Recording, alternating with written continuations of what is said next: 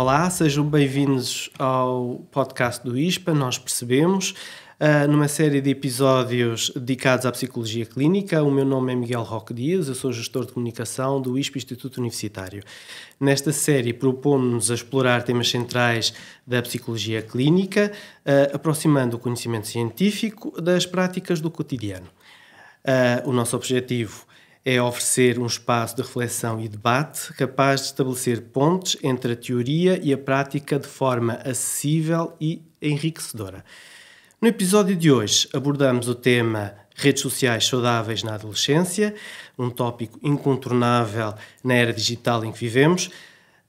Para nos ajudar a compreender este fenómeno e a importância de promover o uso saudável das redes sociais, temos duas convidadas de excelência. A Sofia von Humboldt, psicóloga clínica e da saúde, professora universitária e investigadora no ISPA, Instituto Universitário, e a professora Tânia Gaspar, psicóloga clínica e da saúde, professora universitária e diretora do Centro de Psicologia, Inovação e Conhecimento na Universidade Lusófona. Professora, começo por si. Do ponto de vista da psicologia clínica e da saúde, como definiria uma rede social saudável para os adolescentes e que características indicam uma utilização benéfica destas plataformas? Olá a todos. Obrigado por nos ouvirem. É um tema que é muito multifacetado e há várias dimensões quando nós pensamos naquilo que é saúde em redes sociais. Eu diria que começa pela questão de conseguir ser uma forma de permitir uma ligação entre pessoas, que podem ser significativas ou não, mas, portanto, permite uma ligação com os outros. E se essa relação for importante e significativa para a pessoa, então eu acho que estamos a falar de saúde. Depois, outra coisa que me parece importante é a questão de ser algo que pode ser inspirador, pode ser motivador, porque nós podemos ter conteúdos, fazer e aceder a conteúdos que são inspiradores para outras pessoas, podem ser para nós, podem nos levar a descobrir coisas a que não tínhamos, se calhar, até noção de que existiam. E do ponto de vista também, às vezes, eu penso no sentido da extensão da própria pessoa para além da sua presença física. Portanto, para além daquilo que nós podemos dar numa presença, numa sala, nós conseguimos estender a nossa manifestação, a nossa expressão, de certa forma, sem limite. E a rede social, como o próprio nome indica, permite-nos essa ligação para além de nós. E isto parece-me ser bastante interessante, não é? Do ponto de vista do potencial e daquilo que pode trazer. Eu acho que estas três são importantes. E quais é que são os sinais de que um adolescente está a utilizar a rede social de uma forma saudável ou não? Eu acho que quando o adolescente tem a rede social como sendo algo que faz parte da vida, mas que não é um fim per se, uma existência que é confinada a redes sociais ou estar no ecrã, mais relacionado com estar com os outros por essa via, eu acho que existe esse equilíbrio, existe essa saúde, porque faz parte, não é? As pessoas têm uma existência, portanto, as redes sociais fazem parte da nossa manifestação cotidiana e, portanto, se houver um adolescente que consegue, e acho que há muitos nestas circunstâncias, consegue integrar com naturalidade a forma como se manifesta presencialmente ou fora da rede social com aquilo que ela representa também na rede social, eu acho que existe saúde, está presente saúde. E quando os jovens, por exemplo, às vezes tendem a exagerar, como é que este exagero depois se manifesta? De várias formas. Por exemplo, pela solidão, muitas vezes que pode ser sentida, porque há um exagero, há uma manifestação mais frequente da sua vida, eu volto a dizer, da sua expressão como pessoa na rede social, das mais variadas formas, é como se não houvesse outro canal de manifestação. O que pode também trazer muita angústia e ansiedade, porque imaginemos que a pessoa não recebeu likes suficientes, não houve o tag no momento certo, até mesmo a sensação de poder estar a perder algo. E eu acho que isto, na questão dos adolescentes como grupo, é muito importante. Mexe com a autoestima. Com a autoestima, com a angústia de estar lá, de controle até, inclusivamente, de controlar, ou de vigilância, se calhar. Talvez uma hipervigilância no sentido de poder ter a certeza que está presente. Para além de uma manifestação física, não é? Porque muitas das manifestações são através das redes sociais. Se há uma festa, se há um acontecimento, se há uma ligação amorosa que muda de estado, todas estas circunstâncias e outras exigem uma presença. E isto pode criar aqui muita angústia caso ela não se verifique. E depois também, acho que há também aqui um aspecto que tem a ver com a aditividade. Não sei se posso dizer aditividade, mas um estímulo muito rápido de conteúdo que pode ser sempre novo e uma certa, se calhar a palavra dependência é muito forte, mas estar muito direcionado para conteúdos rápidos, conteúdos que são facilmente acessíveis, conteúdos humorísticos ou outros, mas que causem de alguma forma um impacto rápido e que estimulem a produção de dopamina, não é? Há quem fale muito do cérebro de dopamina nesse sentido, nesse contexto. E, portanto, acho que também é um aspecto que pode, tal como perguntou, que pode mostrar um exagero. Outra dimensão, se calhar um bocadinho mais séria, tem a ver com o cyberbullying, por exemplo, a questão da pessoa poder ser ofendida, humilhada, destratada online e de estar e de aceitar isso ou de participar nisso ou de banalizar isso. Portanto, isso também é algo que pode facilmente acontecer nas redes sociais e que pode também indicar aqui um exagero, um extremo de exagero de utilização. Professora Tânia, na sua experiência como diretora do Centro de Psicologia, Inovação e Conhecimento, quais são os principais desafios que estes adolescentes, que estes jovens enfrentam nas redes sociais? Existem diferenças notáveis entre a vida online e offline? Nós estamos neste momento a reunir informação mesmo e estamos a desenvolver um estudo sobre este sistema digital, ou seja, para tentar perceber exatamente isso que me perguntou, será que o sistema digital é a replicação daquilo que os adolescentes e jovens fazem no seu dia-a-dia através das redes sociais, ou se é realmente um sistema a uma dimensão própria, com características próprias.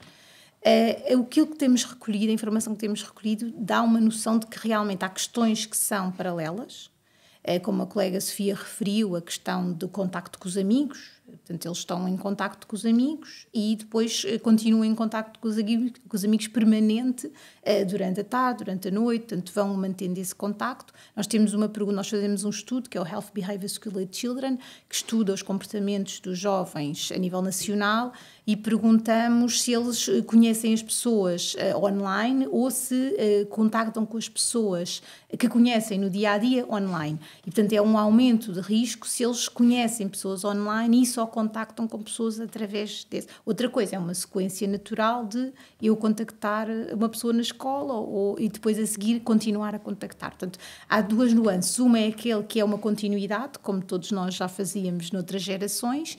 Outra é uma questão das pessoas realmente conhecerem pessoas online. Outra questão que surge nos jovens é hoje em dia a questão amorosa e afetiva. No outro dia estavam umas das jovens a dizer-nos é muito difícil hoje em dia conhecer pessoas e namorados. Nós agora conhecemos os namorados online. Mas depois há maior preocupação na forma como se vão encontrar, há maiores riscos também. Então, no fundo, tem que haver aqui uma literacia para os jovens conseguirem melhor identificar quais são as situações de risco, cuidados é que devem ter, para que possa ser algo positivo e natural e que faz parte dos tempos atuais e não realmente situações de risco. Hoje em dia, por exemplo, se nós conhecemos alguém, a primeira coisa que os jovens vão fazer, não só os jovens, mas também os jovens, é ver quais são as redes, que tipo de perfil é que a pessoa tem, que tipo de fotografias é que coloca. E, portanto, as pessoas, antes de mais, não é? Se é alguém que eles conheceram ou acharam interessante, vão perceber qual é a pegada digital que a pessoa tem e depois, sim, a partir daí já têm uma ideia pré-concebida em relação. Portanto, isto é importante pensar assim, quando eu estou a postar alguma coisa nas minhas redes, nomeadamente o Instagram, agora para os mais jovens, isto vai dar informação sobre mim que depois outras pessoas jovens e não jovens vão ver e vão tirar conclusões e vão, de alguma maneira, ficar com uma ideia de quem é que eu sou e como é que eu funciono. E, portanto, isto também será algo que os jovens, que devemos debater com os jovens. Mesmo agora na questão dos jovens mais crescidos, não é? Que é no caso dos jovens universitários, a questão da entrada no mercado de trabalho. Hoje em dia, muitas das situações de recrutamento passam também por ver as redes sociais. E, portanto, é importante os jovens perceberem, olha, vamos ver o que é que eu vou colocar nas minhas redes públicas, que depois, no âmbito agora da minha nova fase de vida, não é? Que é a procura do mercado de trabalho, até que ponto é que isto depois pode fornecer informação sobre mim que se calhar pode não ser tão abonatória em relação aos meus comportamentos, o meu estilo de vida, etc. Portanto, no fundo, estes jovens devem ir pensando, e este é um trabalho que deve ser feito, na minha perspectiva, na gravidez. Ou seja, o trabalho nesta questão das redes sociais deve ser feito com os pais, antes sequer dos bebés nascerem, porque todo este comportamento de contacto tem vários riscos e várias oportunidades nas várias etapas da vida. Portanto, nas primeiras, mesmo a OMS refere que nos primeiros 2 anos não devia haver mesmo, não é?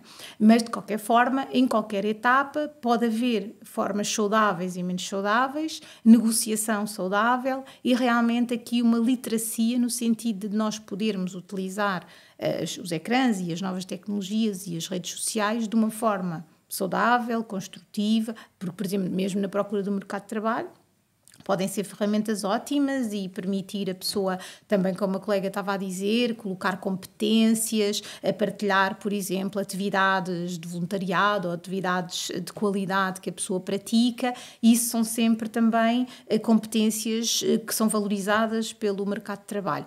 Agora, por outro lado, também pode ter, enfim, o efeito menos positivo. Mas esses jovens têm essa noção de que, ao expor a sua vida,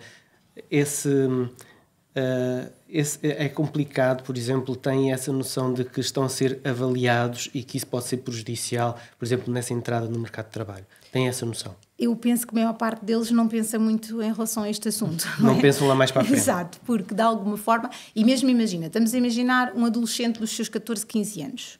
Nessa altura, o que é importante? Eles estão a construir a sua identidade e, portanto, eles vão testando um bocadinho, não é? Aquilo que colocam, o que é que tem mais likes, o que é mais valorizado pelos seus pares. Portanto, é quase agora como uma bitola, digamos assim, para ver com o que é que eles se identificam mais, o que é que tem mais impacto, o que é que promove uma melhor interação com os pares. E aí, naturalmente, o mercado de trabalho ainda está um bocadinho longe e, portanto, eles não pensam nisso. É uma questão da tal popularidade. Exatamente. Daí tem essa função e, portanto, não estão nem aí a pensar nisso. Depois, não se esqueça que é muito rápida a questão de passar do 12º para a universidade. Portanto, no outro dia estava um jovem muito giro, que ele é do 12º e foi estudar com amigos do primeiro ano da faculdade. Disse, olha, mas eles são assim como eu, também estudam só um bocadinho, a seguir divagam. Eu pensava que depois na universidade aquilo era muito mais a sério. E eu pensei assim, olha, eles só têm mais um ano que tu, portanto a questão não é... Portanto, há aqui realmente uma mudança que é grande, mas que no fundo eles só têm, às vezes, um mês de diferença entre uns e outros, não é?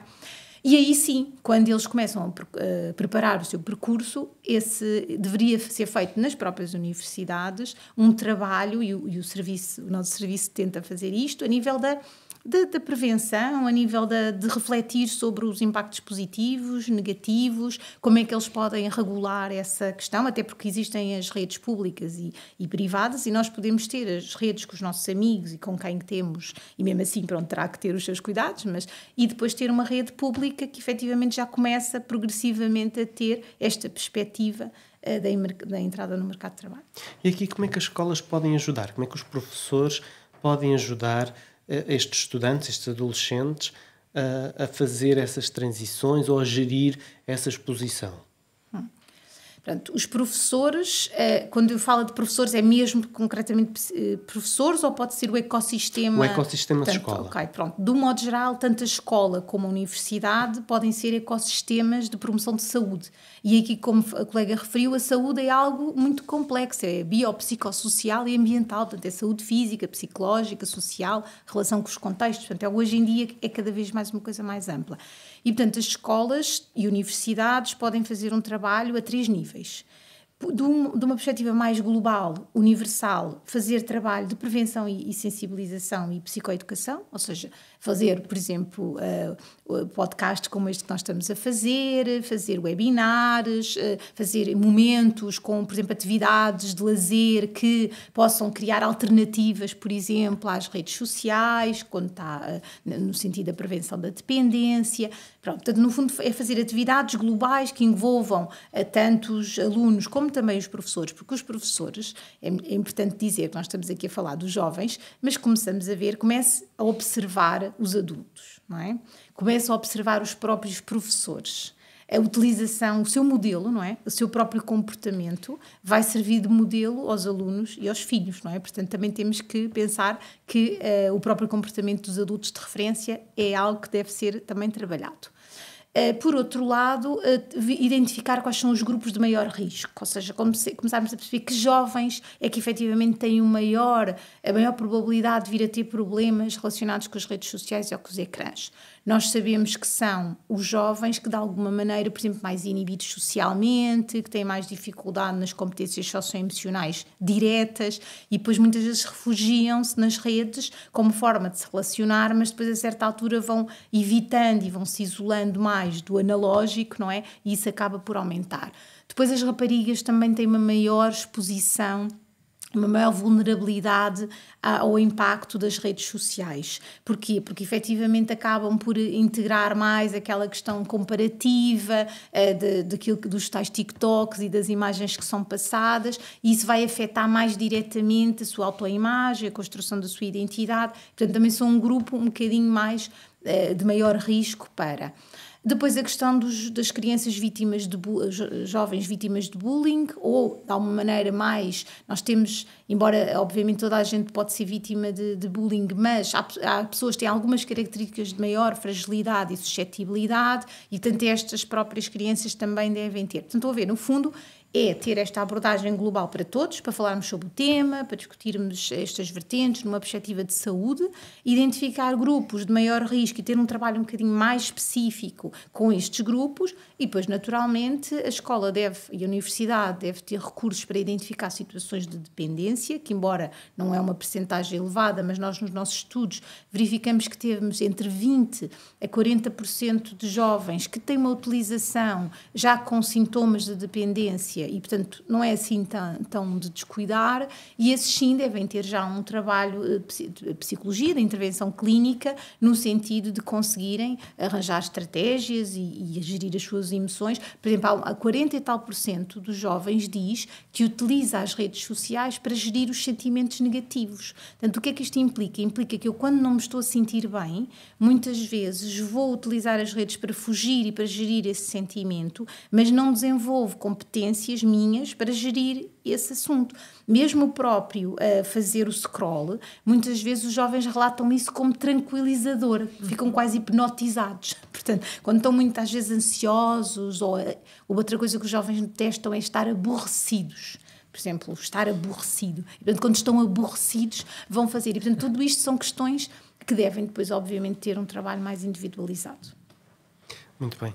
Professora, como é que, pegando aqui também nas palavras da professora Tânia Gaspar, há aqui estes problemas da autoestima, estes problemas, estes aspectos menos positivos das redes sociais. A professora aqui também já evidenciou algumas estratégias que podem ajudar, mas que outras estratégias é que podem ser também implementadas para mitigar todos estes possíveis efeitos negativos das redes?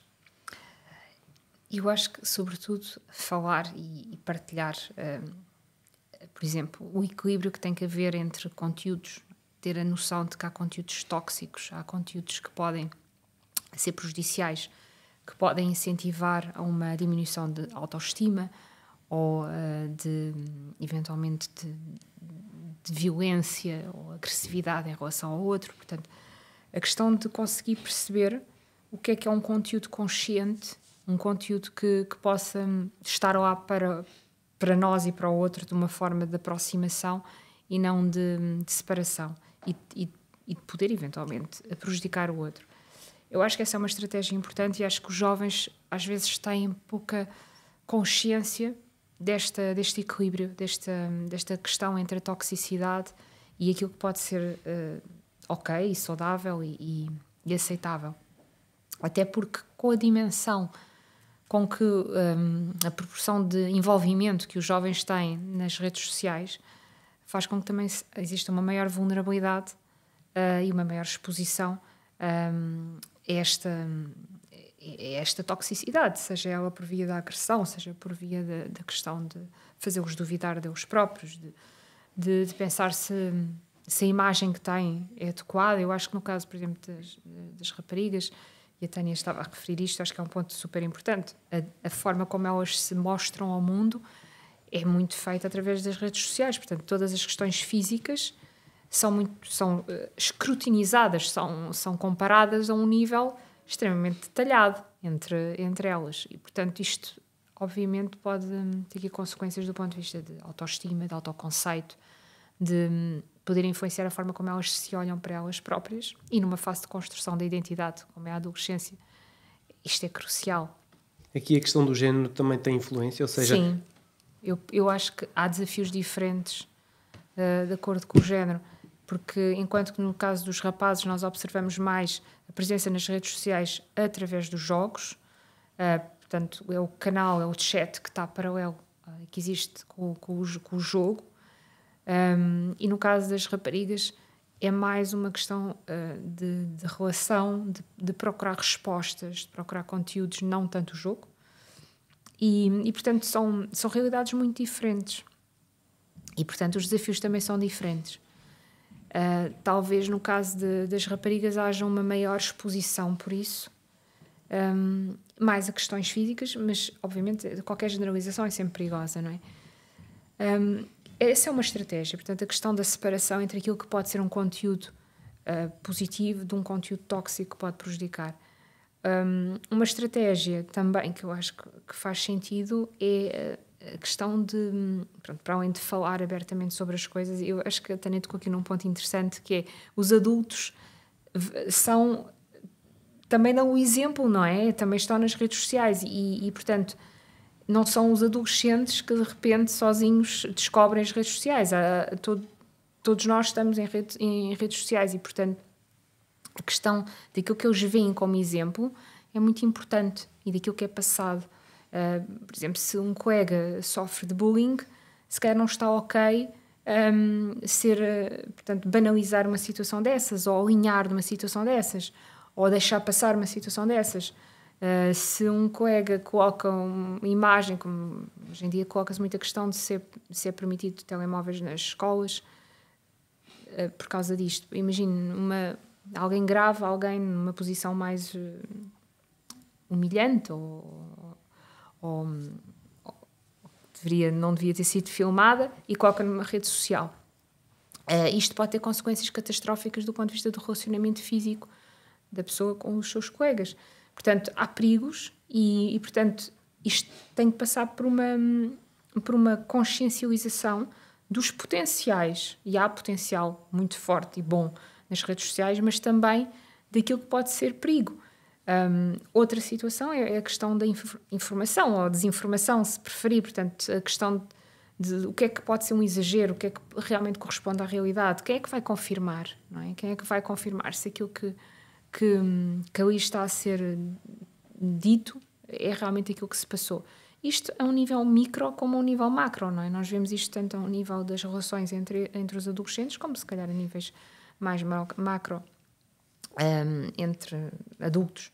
Portanto, há aqui também esta questão de identificação do que é que pode ser um conteúdo genuíno e útil e positivo, e um conteúdo que pode ser intencional, pode ter uma intenção de desinformar ou de levar a tomar uma posição, e nós vemos isto, por exemplo, não tanto com os adolescentes, se calhar, mas a nível político também.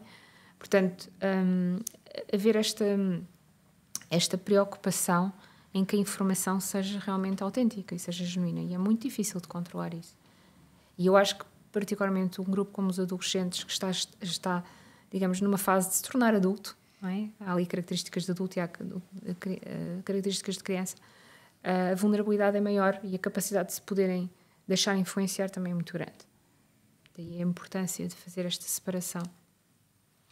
Professora, falámos também há pouco da questão dos adultos e o papel que os adultos têm, como principalmente os adultos de referência, os pais, os professores. Que orientações é que estes pais e estes professores ou outros adultos de referência deveriam ter, e que ferramentas é que deveriam ter ao seu dispor para ajudar estes jovens, estes adolescentes a utilizarem melhor e de uma maneira mais saudável as redes sociais? Eu dividi isto em duas questões. Por um lado, os conteúdos, não é? Ou seja, ter atenção e literacia em relação aos conteúdos, e outro em relação ao tempo e ao enquadramento da utilização nas outras atividades da vida da criança e jovem, não é? E, portanto, eu, como há pouco referi, este trabalho deve ser feito desde muito cedo, porque nós sabemos... Desde a gravidez. Sim, mas isto é mesmo verdade, porque quem trabalha estas áreas, não é? Percebe que nestes primeiros 2 meses, tanto a nível do desenvolvimento neurológico como a nível do desenvolvimento das relações de segurança e de confiança, são anos fundamentais. E o facto é que muitas vezes os gadgets, nomeadamente o telemóvel, interferem nesta relação. Ou seja, nós temos crianças pequeninas que, por exemplo, só comem através do ecrã. Nós já temos ovinhos, aquelas cadeiras dos ovinhos, que é para bebés, em que já tem um suporte para telefone, para a criança poder ir no carro a ver uma série. A música do adormecer muitas vezes já é um telefone que faz. Às vezes nós vimos mães a amamentar e que estão no telefone, e portanto tudo isto são questões que devem ser pensadas e de alguma maneira criar uma maior consciência do que é que isto vai interferir, quer no desenvolvimento da criança, quer na relação que a criança vai estabelecer com as outras pessoas. Depois, progressivamente, nos anos a seguir, a questão tem a ver muito com a questão da autorregulação, porque o ecrã é utilizado nos primeiros anos numa perspectiva de a criança está agitada, damos o telefone, a criança está triste, damos o telefone, a criança está irritada, damos o telefone. Então o que é que isto acontece? Acontece que a criança aprende o quê? Que cada vez que acontece alguma coisa, quer boa, quer seja má, aquilo é a resposta que o adulto dá. A criança acaba por não desenvolver competências para regular isso, não é? Imagina, se eu estou irritada, eu tenho que arranjar maneira de regular essa minha irritação. Se estou triste, se estou aborrecida. Então, as crianças não vão desenvolver essas competências, e os pais também vão desenvolvendo competências, não nascem ensinados, não é? De gerir as suas crianças, de saber como é que lidam com elas, como é que as distraem numa birra, etc. Se utilizam sempre a mesma estratégia, poderia ser outra, mas neste caso é o telefone, vai acontecer que quando não existir o telefone, o que é que acontece? A criança não sabe regular e os pais não sabem regulá-la. E, portanto, fica aqui um aumento de dependência e uma maior dificuldade na relação direta entre pais e filhos. Depois, quando as crianças entram para a escola e começam-se a relacionar, começa a haver outra questão. Porque até aqui a regulação dos conteúdos acaba por estar mais ou menos controlada, mesmo assim. E aí começa a ter a ver mais com o tempo que a criança utiliza as tecnologias e o tempo que utiliza o seu tempo livre com outras atividades, que nós sabemos que são fundamentais. Brincar, interagir, fazer o faz de conta, portanto, são tudo atividades que são fundamentais para o desenvolvimento da criança e que se ela, claro que os gadgets também trazem outras competências a desenvolver, planeamento, resposta rápida, ou seja, os jogos também têm as suas vantagens, mas não podem ser as únicas coisas que a criança faz. E, portanto, se ela começa progressivamente a não fazer outras atividades de relação, de psicomotricidade, de brincar, isso vai acabar por limitar ou reduzir, digamos assim, o seu leque de repertório, digamos assim, de atividades. Aliás, há alguns estudos que dizem que as crianças hoje já não sabem brincar. Depende do que é que ou brincam nós... menos. Aquele brincar que nós... mais criativo, não é? Ou seja, que tenha que trazer de alguma forma uma maior criatividade, em que eles, sem nada para fazer, arranjam outras atividades. Eles vão brincar, e mais uma vez também não faz mal brincar com os gadgets, desde que não seja a única forma de brincar, não é? Pode ser uma parte, desde que eles depois também tenham outras formas de brincar. Depois começa aqui a questão dos conteúdos, ou seja, as crianças progressivamente começam a estar mais curiosas e a entrar noutros conteúdos, e aí sim é muito importante trabalhar com elas a questão, além do tempo, mas também os conteúdos que são vistos. Por exemplo, imagina, se eles estão a ver uma série ou se estão a ver um autor de YouTube, os pais verem, por exemplo, alguns episódios com eles para perceber que tipo de mensagem é que está, ajudarem a criança, de haver aqui uma interação e uma confiança e uma comunicação para que as crianças, porque às vezes há conteúdos que são nitidamente difíceis, mas há conteúdos que até não era suposto serem, mas para aquela criança, por ser mais sensível, tem outro significado. Portanto, este acompanhamento dos pais é fundamental. Portanto, estar lá, ver o que é que está a acontecer, estar disponível para falar e ajudar a criança a gerir, não é, esses conteúdos. Depois entra aqui a idade de isto começar na relação, não é? Ou seja, começam então os tais adolescentes, pré-adolescentes, em que já utilizam as redes para a comunicação. E isso é importantíssimo. Portanto, hoje em dia, nós no nosso estudo fizemos um artigo, publicámos um artigo que separava os jovens que não tinham acesso a redes sociais, os que tinham moderado e os que tinham excessivo. E pior do que o excessivo é os que não têm. Portanto, hoje em dia, na nossa sociedade, um adolescente que não tenha acesso a estas questões acaba por ter uma grande componente da sua vida social retirada, não é? Portanto, também não é saudável, porque é fundamental para ele interagir e ter relações sociais. Agora, aqui também tem, obviamente, os seus riscos. Tem os riscos no sentido de, no caso das relações, é esta questão da pressão que a colega já referiu. Eles estão sempre a ver se a mensagem foi vista e ele já viu a mensagem e não respondeu, e aquilo diz, então é porque não gosta de mim, ou porque não quer saber, ou que está-me a ignorar, depois tem uns termos novos agora para isso, está-me a dar não sei o quê. Mas pronto, aquilo eles levam muito a sério. Há aqui um novo fator de ansiedade. Sim, muito, porque eles no outro dia estavam já a dizer, mas olha, tu viste a mensagem? Olha que a pessoa já sabe que tu viste a mensagem. Eu, está bem, então não respondes? Eu, não, eu já respondo. E portanto aquilo é quase aqui, mas é uma pressão muito grande. Depois imaginem isto nas aulas, não é? Portanto, eles estão nas aulas e se tiverem os pop-ups, não é? Vão ficando a saber que alguém escreveu e que eles não responderam. Portanto, se cria uma grande ansiedade. Isto já ainda dentro das relações positivas. Depois, a questão dos grupos e do excluir dos grupos. Hoje é muito fácil, aquela pessoa foi desagradável, vou excluí-la, não é? Portanto, e as pessoas vão ficando a saber que são excluídas e o outro grupo sabe que elas foram excluídas e, portanto, agora há aqui um mundo de exclusão e de integração. Tu estás no meu grupo ou não estás no meu grupo, és meu amigo, não és meu amigo. Isto já passou a ser outra forma de inclusão ou exclusão das pessoas dos grupos sociais. E, por outro lado, a questão, que já falámos aqui, por um lado, da exposição e porque vejam uma coisa, cada vez os conteúdos que têm mais likes, muitas vezes são de maior exposição, e isto acaba por criar aqui um ciclo vicioso, que se a pessoa não tiver aqui algumas linhas orientadoras, pode ter resultados extremamente desagradáveis, porque os jovens têm mais dificuldade ainda de ter muitos adultos também são assim, mas pronto, os jovens têm aquela capacidade de pensar, eu faço isto e isto vai ter consequências assim e assado. Não, eu faço isto para ter esta consequência imediata, mas depois não consigo perceber que há aqui 2 ou 3 consequências mais daqui a bocado que vão ser difíceis para mim. E mais uma vez isto deve ser um trabalho feito. Agora, digo-vos já uma coisa, a mensagem do adulto para os adolescentes às vezes não é a melhor mensagem. Eu no outro dia estava a falar com uma jovem a dizer, olha, sabes, portanto, que às vezes há aqui uma série de conteúdos, se mandas uma fotografia, assim, enfim, numa pose ou numa posição, ou até sem roupa, etc., Depois, mesmo que seja para o teu namorado, mas olha, imagina, há outras pessoas que podem ter acesso ao telefone do teu namorado, o irmão ou alguém, ou então imagina, acabas com o namorado e ele depois pode usar essas fotografias, tens que refletir e pensar um bocadinho nisso. E a pessoa diz, não, deixa estar, lá vês tu com as coisas da psicologia, não sei o quê. Ok, muito bem.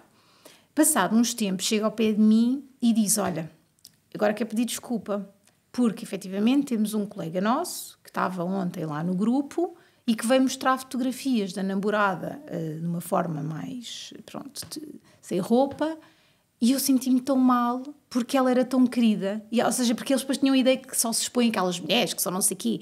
Não, ela dizia, era uma medida normal, tão querida, que no fundo estava na intimidade com o seu namorado e não pensava que aquilo ia ser, e o rapaz estava a mostrar as fotografias aos amigos. E, portanto, esta questão é importante. Eles têm muita dificuldade em ouvir aquilo que nós temos. Então, nós utilizamos uma estratégia que funciona às vezes muito bem, que é a mentoria, ou a educação pelos pares, que é, de alguma forma, criar momentos de debate e de reflexão em que são jovens um bocadinho mais velhos do que eles, seja na escola, seja na universidade, mas que ainda têm, digamos, uma idade mais próxima, e que eles de alguma forma validam mais, ou seja, porque nós, enfim, somos adultos, estamos no... São os influenciadores locais. Exatamente. E isso funciona muito bem porque tem um papel duplo. Acaba por, de alguma forma, funcionar como eles, de alguma forma, reconhecem melhor aquilo que é dito, e também é empoderador para aqueles jovens que o fazem, porque de alguma forma sentem um bocadinho a responsabilidade dessa modelagem e acabam por também ser um fator protetor para eles. Portanto, a mentoria ou a educação pelos pares é realmente uma boa metodologia para comunicar e para chegar aos jovens nestas áreas. Nós ultimamente temos discutido na nossa sociedade, não só em Portugal, mas também em outros países, a questão da utilização dos telemóveis e das redes sociais nas escolas. Como é que veem esta discussão, professora? Tem sido uma grande discussão. Como psicóloga e também como mãe, eu acho que falta aqui, às vezes, um abordar da situação de uma forma clara. A situação muitas vezes não é claramente abordada, e são muitas vezes os pais que insistem para que os adolescentes ou as crianças tenham os telemóveis. Situações como, por exemplo, o aniversário, portanto, dos 9 anos, ser substituído por um telemóvel. Ou seja, a festa de aniversário é substituída por um telemóvel, porque é uma prenda cara e é uma prenda que, de certa forma, permite já a preparação para o ciclo que vem a seguir, que é a mudança de escola, e sai-se da primária e vai-se para uma escola, para a escola grande. E aquilo que muitas vezes me parece que às vezes é difícil é que os próprios pais não têm às vezes muita noção destes perigos, destes riscos. E como tal, as crianças também não têm a possibilidade de se protegerem, não é? Porque se está ok, e se os próprios pais dizem, eu não estou tranquilo se eu não souber exatamente onde é que o meu filho está em qualquer momento em que ele está na escola, isto não só cria aqui uma situação de desconfiança, de certa forma, e de uma necessidade de como se tivessem que estar sempre em contacto, de certa forma, que é passada para os filhos e que depois também se reflete nas suas próprias relações com os outros colegas.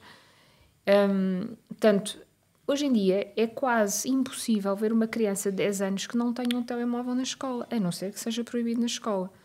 E isto até já é como a Tânia estava também a falar, torna-se difícil para quem não tem esse modelo, ou quem não tem o telemóvel, ou não está tão exposto a ecrãs, e que, portanto, provavelmente será mais isolado, ou não será incluído nas tais brincadeiras que continuam para além do tempo que é passado na escola. Porque nesta fase, ainda estamos a falar das tais relações que continuam via digital para além do tempo que estão juntos.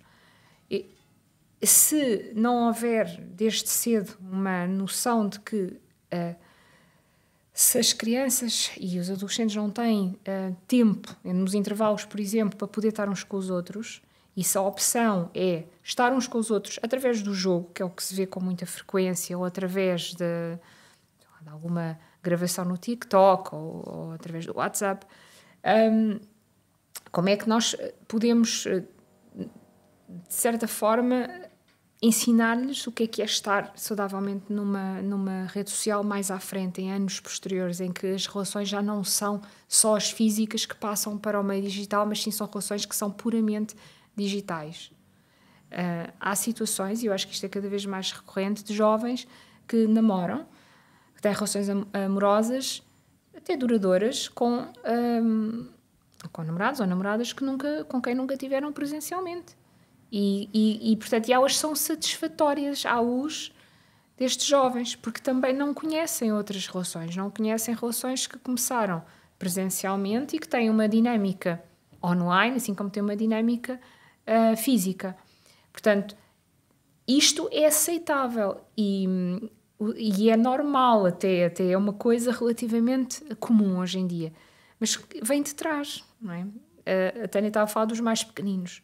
Mas a partir do momento em que se coloca um telemóvel na mão de uma criança e se diz que é melhor ter o telemóvel do que uma festa de aniversário, porque, pronto, é uma nova etapa, também estamos a dar uma mensagem muito forte à criança de que a partir daqui a relação digital sobrepõe-se a outras relações, que são as relações do brincar, do estar com o outro. E hoje em dia é muito frequente irmos a uma escola e vermos os miúdos todos juntos e cada um no seu telemóvel a brincar com o colega do lado. Aliás, são vários a brincar e cada um no mesmo jogo a brincar. Isto não tem nada de mal. Não pode ser só isto. Não pode haver uma incidência apenas no digital. E nós sabemos que as crianças e os jovens não têm aquela lógica, como a Tânia estava a dizer, de pensar mais à frente, não é? O córtex pré-frontal ainda está a desenvolver-se e, portanto, não existe uma perspectiva do que é que isto tem de impacto mais à frente. Portanto, se está ok, e se, para mais, toda a gente à volta faz igual, porque é que eu haveria de estar errado, não é? Vou fazer igual. Porque esta questão de ser aceito pelo grupo, de fazer igual, de se comportar como os outros, é primordial para um adolescente. É importante para as crianças, mas é primordial para um adolescente. Ninguém quer ser o esquisito, ninguém quer ser aquele que não faz como os outros fazem. E isto, eu penso que tanto para raparigas como para rapazes. Portanto, são desafios muito importantes e eu acho que as escolas estão a rever e estão a tomar políticas muitas vezes individuais. Há muitas escolas que já proibiram a utilização de telemóveis no recinto, mas também a grande maioria só proíbe durante as aulas. Portanto, isto provavelmente vamos assistir aqui a alterações futuras para um maior bem-estar dos adolescentes. E a conversa está muito boa, mas temos quase para terminar. Para terminar esta nossa conversa, eu queria pedir a ambas, de uma forma muito reduzida, por causa também do tempo, mas que conselho é que gostariam de deixar aos jovens, aos pais, aos educadores, que conselho é que gostariam de deixar para que este uso das redes sociais seja mais saudável? Professora Tânia. Portanto, essencialmente é que é possível ser saudável. Portanto, esta ideia também que só se fala como se fosse assim um demónio e um perigo e um risco, temos que também mudar o discurso, até porque ele nos afasta dos jovens, não é? Como eles, não, de modo geral, só veem as coisas boas, acaba por nos afastar. Portanto, existem coisas boas, veio para ficar, está cá, vai continuar e, portanto, temos que aceitar isso. O importante são questões que também sempre foram importantes, que é, por um lado, haver supervisão, haver, de alguma forma, um acompanhamento dos pais e uma negociação com os pais no sentido de estabelecer, de compreender as crianças e os filhos, mas também de ajudá-los a criar limites e a desenvolver estratégias para regularem as suas dificuldades de uma maneira mais saudável, não é? Portanto, e diversificada, porque a gente nem sempre pode fazer a mesma coisa, temos que nos ir adaptando às situações e, portanto, os pais estarem atentos, a conseguirem fazer as coisas de forma progressiva e negociada, ou seja, ok, sim, mas com estes limites, e sim, mas com esta contrapartida, sim, mas com esta consequência. Portanto, haver aqui um trabalho progressivo que hoje em dia é muito complexo, ou seja, cada vez mais com esta vida tão acelerada, com a dificuldade que os próprios pais têm de gerir os seus desafios, muitas vezes acaba por ser, digamos, uma forma mais rápida, mais óbvia, mais fácil, que muitas vezes está bem, mas que se for sempre acaba por ser realmente um risco, e não é só um risco para a criança e jovem, também é um risco para a própria relação de qualidade entre os pais e filhos. Portanto, em relação à questão da escola, eu não sou muito adepta de proibições, mas têm sido feitas algumas boas práticas a nível do próprio conselho escolar, ou seja, as pessoas juntarem pais, representantes de alunos e discutir com eles esta questão. Porque muitas das crianças e jovens também também têm pena de muitas vezes não estarem a brincar, não estarem com os amigos, e tanto criarem aqui uma solução que seja... que tenha a participação de todos, que não seja pela proibição, mas sim por uma compreensão de todos, de quando é que pode ser benéfico, porque pode ser benéfico para aprender a pesquisar na sala de aula, às vezes fazer uns TikToks construtivos e positivos na escola, até, por exemplo, imagina que estás a fazer uma horta pedagógica e podes fazer um TikTok dessa horta e passar isso à informação de outras escolas. Portanto, pode ser uma coisa gira, interessante, e, portanto, proibir não me parece assim a solução. Por outro lado, as escolas precisam de ter alternativas, porque imagina, tu estás na sala de aula de 90 minutos, sais para o recreio e depois tens ali um pátio de cimento, sem nada para fazer. Portanto, também as escolas têm que criar atividades, espaços interessantes para que eles próprios, e porque grande parte dos miúdos, e quanto mais cedo, e depois se assim for, será, quando lhes colocam uma coisa interessante e nova para fazer, eles gostam e aderem. Agora, realmente também tem que haver uma certa condições da própria, tanto na família como na escola. Nós estamos a tentar agora publicar um manual com atividades para pais com várias idades, atividades que possam fazer com os filhos ao fim de semana, em que não envolvam ecrãs ou que seja uma complementariedade entre o ecrã e a natureza, por exemplo, que é para os pais muitas vezes chegam ao sábado e ao domingo e dizem: mas o que é que eu vou fazer com os meus filhos? E enviar algumas sugestões que possam usar. Portanto, tempo de qualidade, com ecrãs e sem ecrãs, na escola, na família e com os amigos. Obrigada. Professora Sofia. Eu acho que passa muito pelo equilíbrio. Como a Tânia estava a referir, as redes sociais estão para ficar, estão cá, fazem parte da nossa vida. E deve haver uma integração.